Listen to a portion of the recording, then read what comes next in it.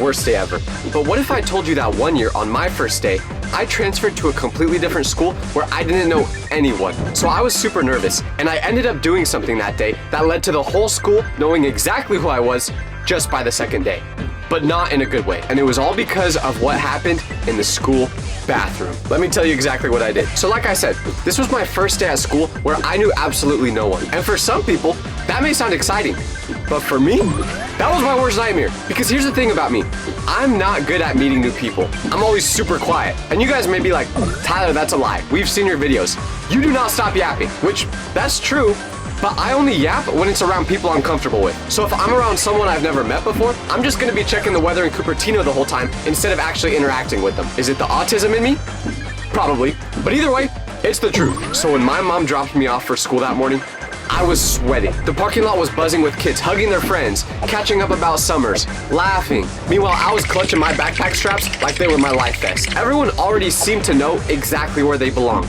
But me, I was a fish out of water. I didn't even know where the bathrooms were. And trust me, that would be a problem later. I kept trying to tell myself, it'll all be okay. What's the worst that could happen? You're just gonna sit through some classes, go home, and survive.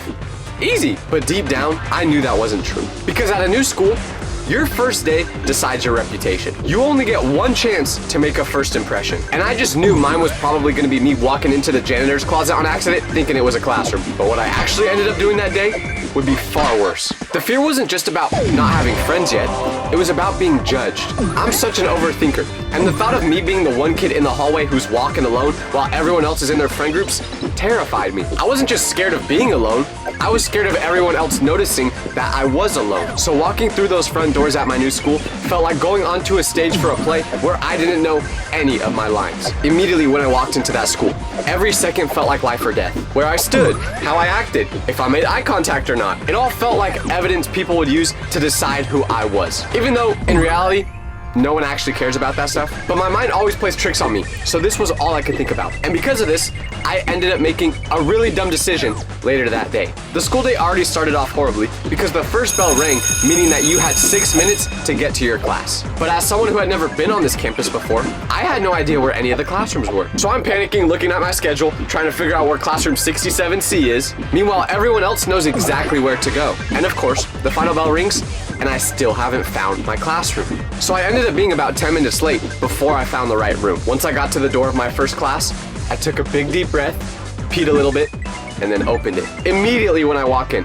everyone is staring at me because obviously class started 10 minutes ago, so all the students are already there. And the only seat open was dead center, surrounded by all the other students. So now I'm just in between all these people that I have no idea who they are. And even though I'm uncomfortable in these situations, I tried to ease the tension by talking to the students around me. Like I heard 2 guys next to me talking about who their favorite superhero is. But when I jumped in, they gave me a weird look because apparently LeBron James isn't a superhero. He is to me, okay? But anyways, that first class went by, and although I was horribly anxious the whole time, I made it through. But this day would become a disaster just a little bit later. Because the worst part wasn't even going to the classes. It was the time in between classes where everyone's hanging out with their friends. That's when you really feel the weight of being alone. Everyone else is walking in packs, catching up, joking around with each other. And then there's me, scoping out the area, tweaking like this.